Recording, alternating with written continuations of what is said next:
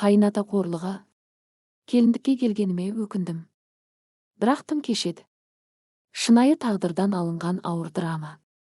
Жаным күйеуіммен емес, әкесімен бірге тұрды. Мен 19 жасымда ұзатылдым. Ауылдың көрікті, салмақты жігітіне, Асқарға. Кейін білдім, ол тым жуас, үндемейтін, әкесінен қорқатын. Менің жаңа үйім. Бір шаңырақта. Қайната, қайнана, күйеуім, қайнағам, қайынсіңлім. Бәрі бір үйде. Ал сол үйдің қожасы қайнатам еді. Сөзде, салмақта, бұйрықта содан шығатын. Келін келдің бе, көн. Бірінші күннен ақ. Саған біз тегін тамақ беріп отырған жоқпыз, бізге қызмет ету үшін келгенсің, деді енем. Мен үнсіз бастым. Күні бойы сиыр сауып қазан асам. Түнде аяғымда әрең сүйретіп бөлмеме келем. Күйеуім ештеңе демейді. Әкем қатал, ашуландырма дейді тек. Кей түндері ол анасымен бір бөлмеде ұйықтап қалатын. Ал мен жалғыз қалатынмын. Түнгі тыныштық қорқынышты болатын. Сол түні мені алғаш рет түртті. Бір түн. Жаңбырла, қараңғы.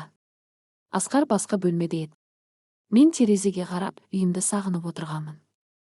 Сол кезде есік жай ашылып, бір көлеңке кірді. Бұл мен, деді бір дауыс. Жақсы келін екенсің деп жымиды. Асқардың өзі ұйықтап қалса, сені қайтеміз енді. Бұл қайнатам еді. Мен не айтарымды білмей қатып қалдым. Қорықпа, жаман ештеңе істемеймін, деді де. Арқамнан сипап шығып кетті. Бірақ сол түні жан дүнием кірлеп қалды. Қолымен емес, көзімен шешіндірді. Келесі күндерде ол мені айналып өтпейтін болды. Ас бөлмеге кірсе, көзімен шешіндіріп қарайтын. Қол тигізбесе де жанымды түршіктіретін. Мен мұны күйеуіме айттым. Сен әкем туралы қалай сөйлейсің? Деп ол маған шапалақпен тартып жіберді. Содан кейін ешкімге айтпадым. Тек түн сайын жылайтын болдым. Тойдан қайтып келе жатқанда, бір күні ауыл сыртындағы тойға бардық. Күйеуім мас болды. Үйге қайтарда көлікке мені қайнатам отырғызып алды. Жол бойы үнсіз кеттік.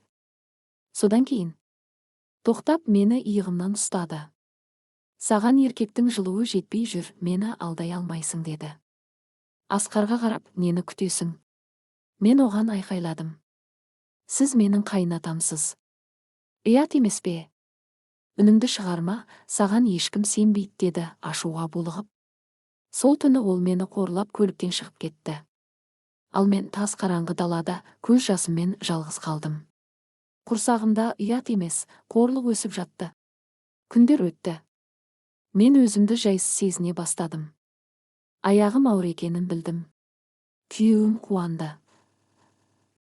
Енем, ол тусан ғана қаласың осы үйді, деді. Бірақ менің ішімде қуаныш емес, қорқыныш өсіп жатты. Себебі мен сол қайнатамның көлігінде не болғанын естен шығармадым. Сол бір түн менің ар намысымның, әйелдігімнің өлген түні еді. Ұл тудым. Бірақ ешкім қуанбады. Төлеген ұлым. Күйеуім оған жылы қарамады. Қайнатам баланы құшақтап ұзақ тұратын. Көзі басқа еді. Балаға менің тұқымым деп мақтанып елге көрсетті. Менің ішім солған бақшадай қаңырап қалды. Себебі мен енді білетімін, бұл ұл күйеуімдікі емес. Мен үйден қашып кеттім. Бір түн баламды құшақтап отырдым. Қайнатам кіріп келді. Бұл бала менікі. Енді екеуміз өзімізше өмір сүреміз. Сол түні мен баламды орап алып, үйден жүгіріп шықтым. Қайда барарымды білмедім. Бірақ сол үйде қалсам, тірідей өлетінімді білдім. Жалғыз басты ана. Қазір мен қаладамын. Төлеген мектепте. Әкесі кім екенін білмейді. Мен ешкімге ештеңе айтпаймын. Тек түнде үнсіз жылаймын. Себебі мен бір отбасының қызметшісі, құрбаны. Бірақ бәрі көрмеген болып жүрген. Бір келін едім. Анашым, менің әкем кім? Төлеген 14 жасқа толды. Ақылды, сабырлы. Бірақ көзінде сұрақ көп. Бір кеште тамақ үстінде. Анашым, Әкем туралы айтшы. Мен қасықты түсіріп алдым. Жүрегім шым етті. Сенің әкең менің өмірімдегі ең ауыр сұрақ. Бірақ мен саған шындықты айтуға міндеттім дедім. Шындықпен бетпе-бет. Мен бар шындықты Төлегенге жаймен түсіндірдім. Сен зорлықтың баласы емессің. Сен менің өмірімдегі ең таза, ең жарық сыйымсың.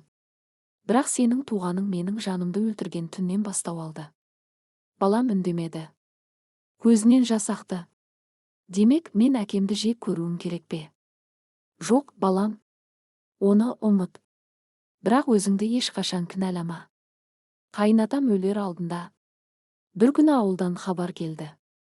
Қайнатам ауыр халде жатыр екен. Менің бетіме қарауға тек сенің хақың бар деп шақыртыпты. Мен баламды ертіп ауылға бардым. Сол кезде бәрі бізге жалтақтап қарады. Бірақ мен ұялып тұрған жоқпын.